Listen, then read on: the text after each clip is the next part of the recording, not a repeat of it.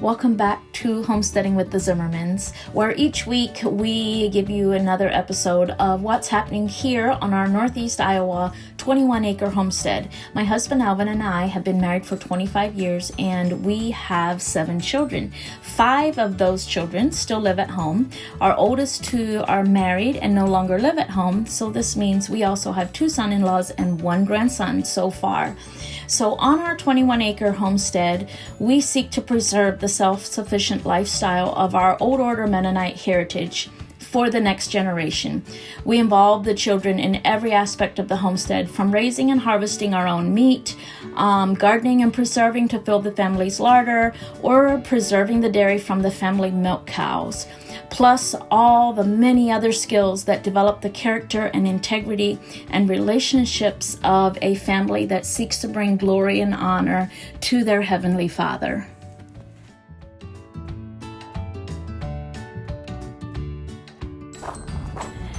Good morning, YouTube family. Actually, when you guys watch this, it will be evening, but hello, YouTube family.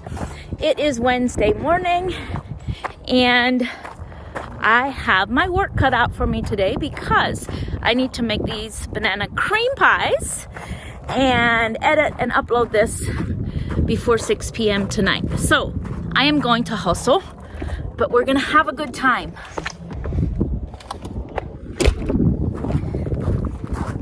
So what I need is some milk, and the thing with banana cream pies is the modern world has switched to making all their cream pies with instant pudding. Well, instant pudding has a lot of flavors and additives that I don't want to feed to my family. And guess what? It's easier for me to make the pudding from scratch than it is for me to run to the store and buy some instant pudding. So today I'm going to show you how easy it is to make some pudding. And guys, my house is dirty. I need to take a day and work on just cleaning my house. But you guys have assured me that you guys cannot see the dirt in the videos. So I'm trusting that the dirt is not showing up. And if it is, if you can see the dirt, just rest assured I will eventually be cleaning my house. There's something about, I don't know if this happens to you, but there's something about a nice sunny morning that after a couple cloudy mornings that makes suddenly shines a fresh light on how dirty my house is. Well, this morning is one of those mornings. There's something special about the sun this morning that is showing how dirty my house is. But it's okay. It's a very busy household. We've got lots of people going in and out all day long. I need to just expect that my house is going to be dirty sometimes. Oh my. I'm such a klutz. All right. So the first thing I'm going to do is I'm going to scrape the heavy cream off of this. And I just want the heavy cream because in this video, I'm also going to show you how to make whipped cream that stays stable. So oftentimes whipped cream, like raw whipped cream or whipped cream that you make at home, doesn't stay real stable on your pies or your desserts or whatever. It kind of breaks down and becomes runny.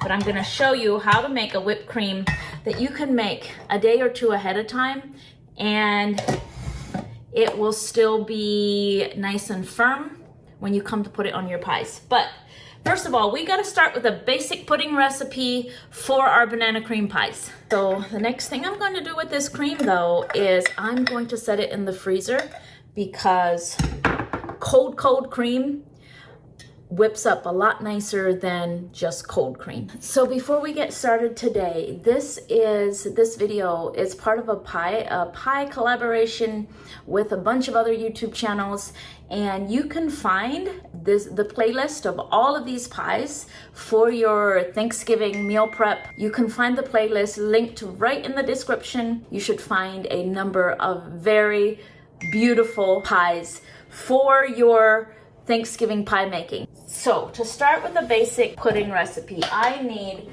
2 cups of milk. I of course am going to be making a double and triple batch because with this basic pudding recipe, we can also enjoy it as just simply pudding. I think I'm gonna make it times 3. So I need 6 cups of whole milk.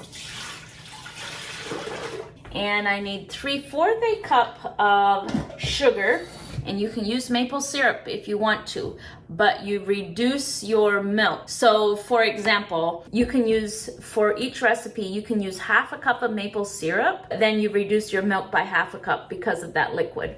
So I'm just gonna stick to using sugar. So I need 2 1/4 cups of sugar. So then for one recipe, I need 3 tablespoons of cornstarch, but because I'm making a triple recipe, I need a little more. And then for one recipe, I need 1/4 teaspoon of salt, so I need 3/4 teaspoon of salt. And now we're just gonna mix this together until the cornstarch is all dissolved. Okay, I am going to start heating this over a medium-low heat, and I'm checking myself to make sure I've got it over medium-low. My grandma would always make her puddings in like a double boiler. I also have learned that in Grandma's day, they didn't have the quality cookware that we have now, and so I always try to choose my best pot with a very heavy bottom, because when you have pots with heavy bottoms, the heat's distributed more evenly. And the reason my grandma often used a double boiler is because she was cooking on her wood cook stove, where the heat wasn't as adjustable as our burners are, and she also had a lot lighter cookware, so it was much easier for her to scorch the pudding than it is for me, who can adjust the temperature, adjust my burners, and I have a pot with a very heavy bottom. So I'm gonna heat this. And in the meantime, I've got my egg yolks. For one recipe, you're going to want 3 egg yolks, and you're gonna whip them all up like this. And remember last week how I made breakfast burritos? Yes, one of you said that those will never last 3 months. Well, you were right. They're never gonna last 3 months. They're about halfway gone. But if they needed to stay in the freezer for 3 months, they could. That was my point. But the breakfast burritos were a great way for me to preserve our abundance of milk and eggs. And turning milk and eggs into pudding is another great way to preserve our abundance of milk and eggs that we have right now.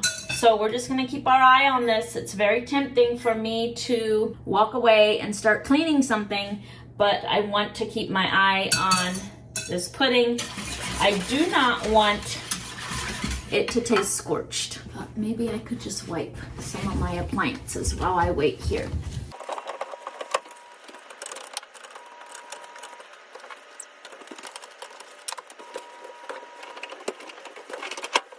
Okay, this next part is called tempering your eggs.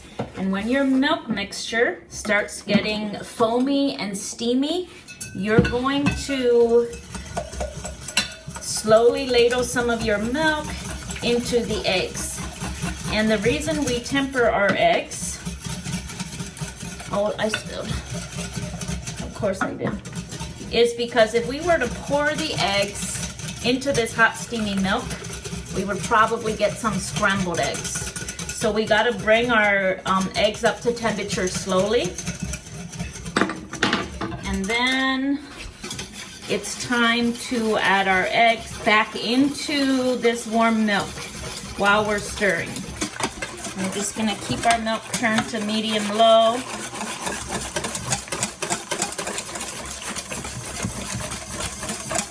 This is my favorite utensil for making like a gravy or a cream soup or a pudding. And the reason this is my favorite utensil is because it's completely flat on the bottom, so I can scrape the bottom of my pot and keep it from sticking to the bottom. So this is going to get thick slowly. It's not like when you add clear gel or something like that. This egg and cornstarch is going to thicken much slower. And we're just gonna keep stirring it as it heats. See, you can see that it's starting to thicken. And if I didn't have this tool, this would all be stuck to the bottom and be in danger of getting scorched. Maybe not for every cook, but for this cook, after 25 years of cooking in my own kitchen, I am still trying to perfect the making pudding without scorching it. So I'm being very disciplined by standing here and stirring it. I'm just not a very patient cook, that's all. So you can see it's getting thick, or it's getting a little thicker. Well, I think it's about done. So it's going to become thicker as I cool it. So I'm now going to turn my burner off. But because I have a real heavy bottom pot, I know that I need to continue to stir it for a few minutes, because the heavy bottom in the pot will stay hot and I'll risk scorching it even after the burner is turned off, especially with it now being this thick. So you want to turn your heat off when your pudding has reached a thin pudding texture. And now we're gonna add something that's gonna take this over the top. Okay, so we need 1 tablespoon of butter per recipe. And I've got a triple recipe here. So I'm going to add 3 tablespoons of butter. And then I need 1 teaspoon of vanilla per recipe.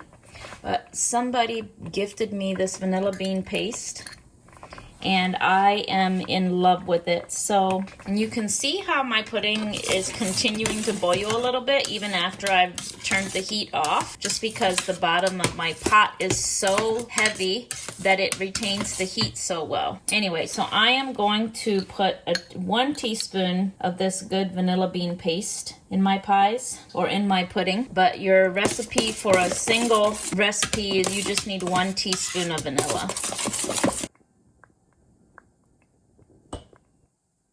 All right, now it's time to cool my pudding. And I don't want to set this in the refrigerator. I'm going to set it outside. It's just slightly above freezing outside, which is about refrigerator cold. Also, I'm not going to put the lid on very tight because I want the steam to be able to escape. So I'm just going to put the lid upside down. And then I'm going to keep my eye on this to make sure the cats and the dogs don't get to it.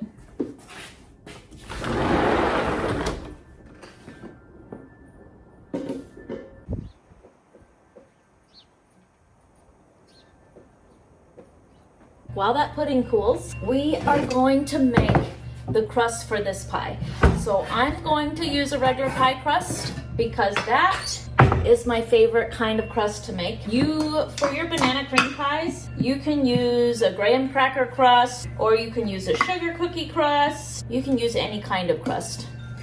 But I really love making pies. I believe the reason for this to be that my mom liked making pies, and I have very happy memories of sitting at the table while she made pie after pie after pie. Like when my mom made pies, she would make like a dozen pies at a time. She would put some in the freezer, and some of them we would eat right away. And when I told my mom about this, she said that, oh, she has the same kind of memories from watching her mom make pies. Like her mom loved to make pies too.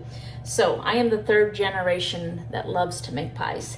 So I have 3 cups of flour, 3 cups of all-purpose flour, and 1 cup of lard. You can use shortening or your favorite pie crust recipe. I won't be offended if you don't use mine. I need 1 teaspoon of salt and 1 teaspoon of baking soda. We are going to mix this together until it's crumbly. And I do have a pastry cutter somewhere, but it's gone missing. I'm not sure, but I kind of thought the boys had outgrown using my kitchen utensils for other things. But the fact that I'm missing my pastry cutter makes me think that they may have used it for something, which is fine because I always finish off my pastry dough with my hands anyway, because that is the way my mom and my grandma taught me how to make pies. Mix it all with your hands. That's how you can feel if you have any crumbs that are too big. So next to my pie dough, I'm gonna add 1/2 cup of cold water, because you want to be very gentle with your pastry dough. If you get too rough with it and try to knead it like a bread dough, you're just gonna have a very tough pie crust. It'll be rubbery and it won't taste nice and flaky. Just gonna add a tad bit more water, like a tablespoon more of water, until it all comes together. And then we're gonna, as soon as it all comes together like that, we're gonna stop working with it, because it'll just get too tough. We need a pre-baked pie crust. So I'm going to divide my dough into 3, because my recipe makes 3 9-inch pies. And then my dough is going to be a little sticky, and that's okay. I'm just gonna start working with flour a little bit. If I want to end with a round piece of dough, I'm gonna start with a round piece of dough. And I'm just gonna start rolling. And I'm gonna roll gently from the center out. You don't wanna push too hard. You just kind of want it to grow. And if anybody ever tells you to make pie dough with a food processor or a mixer, find a different mentor, because food processor or a mixer is going to make your pie dough way too tough. You want to be very gentle with pie dough and only mix it until it comes together. And you do not want to mix it more than you have to. And with something mechanical like a food processor or a mixer, you're mixing it like 20 times compared to 1 and 2 times with your hands. So now, just going to fold this. And your pie crust should be so tender that you can't pick it up real far or it will break. That's how you know you're gonna have a good pie crust. I would rather have a pie crust that breaks than one that is so tough I can't roll it out properly, because a pie crust that breaks, you know that's gonna be a good tender crust. And this one didn't get completely round, and that's okay. Nobody's going to see that part of it. And what I'm going to do is I'm gonna take some of these pieces, I'm just gonna patch this where it has cracks. And I have not entered this pie in any contest of any sort, so I don't mind if it's not completely perfect. There we go. I pinched it over the edge to try to keep it from shrinking down. And you can see how I patched it a little bit. That's okay. All right, I'm going to take these scraps and lay them aside. And I'm going to get a fresh piece of dough, and I'm going to start working with that.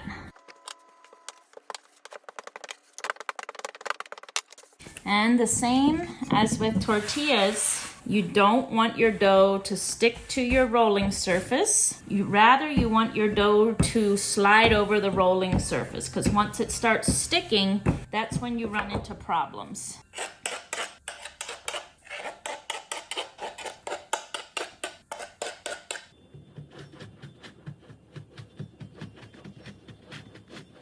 I've got my 3 pie crust ready to bake. So I'm gonna put these in a 350-degree oven and bake them just until they're done. Okay, so I've set my timer for 10 minutes and I'm gonna check them after 10 minutes. It's probably more likely it'll take about 15 minutes to bake those. And in the meantime, I'm gonna use this little bit of leftover dough. And this leftover dough is usually kind of tough because I've rolled it out once already and handled it. So I don't like to use my scraps for pie dough for making pies, if I can help it. That is how quickly pie dough gets tough when you overhandle it. And so I'm just gonna make some little pastries for the kids for a snack out of this leftover dough.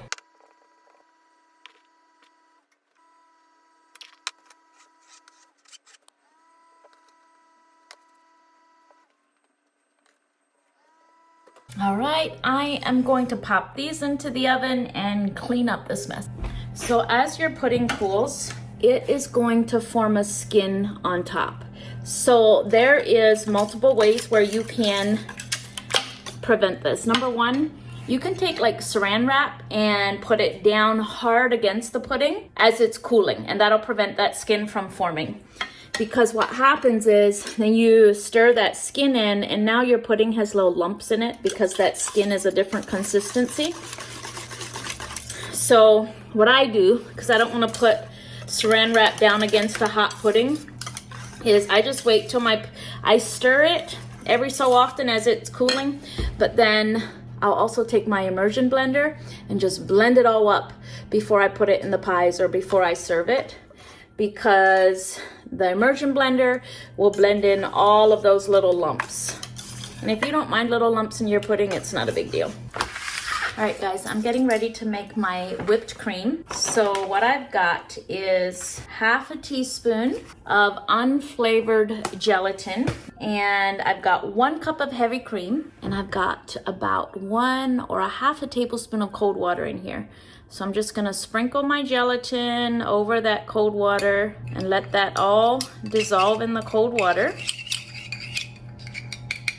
And then I'm gonna add, once it looks like that, all soaked up, I'm gonna add about a tablespoon of very hot water to this. My water gets very, very hot.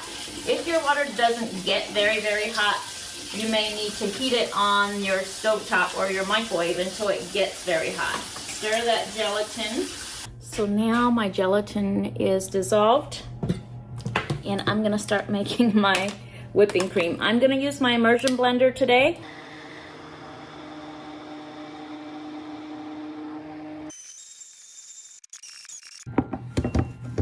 All right, guys, there I have made some whipped cream, and now we're just gonna add some powdered sugar and some vanilla.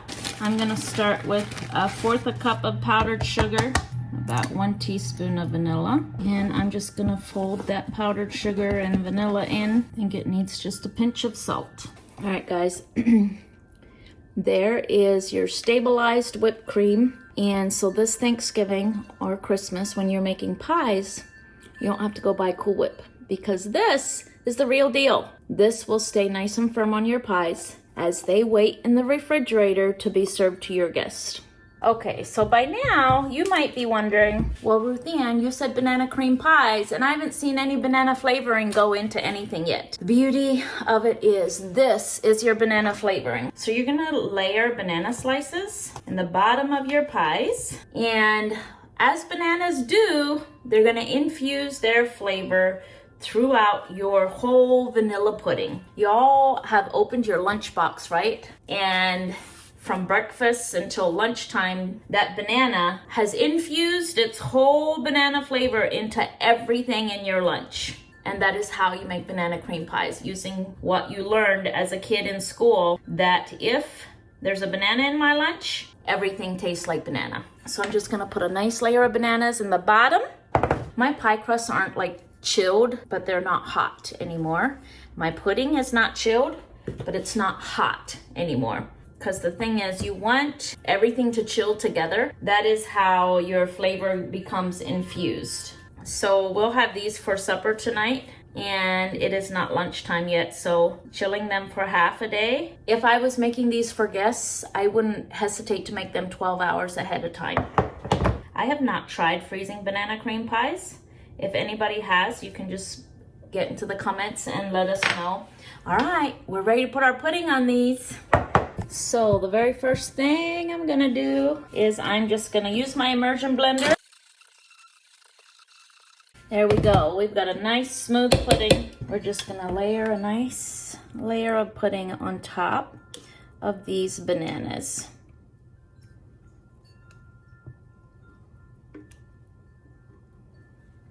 And because this pudding is still a little bit warm, it's just gonna help that banana flavor infuse throughout the pudding. So I've got 2 beautiful 9-inch pies. I think a triple batch would definitely make 3 8-inch pies. But these, my pie dishes are very deep, So that's why I have 2 9-inch pies, which is fine.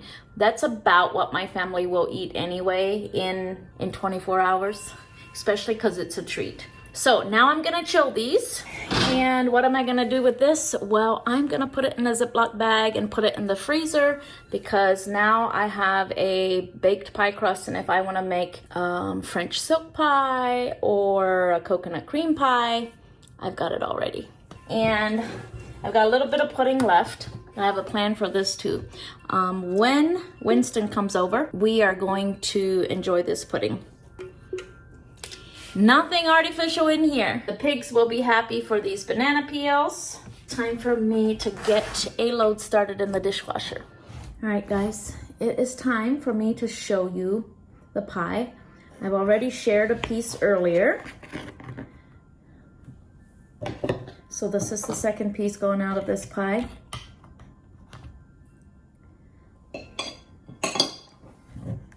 I mean, look, it's just perfect. Thank you guys for being here and making pies with us today. Don't forget to follow the link in the description and see all the other wonderful pie videos in this Pie Collab playlist. And I hope you've been inspired to make some good old-fashioned banana cream pie this holiday season. Thank you everybody for being here. We'll see you on Saturday.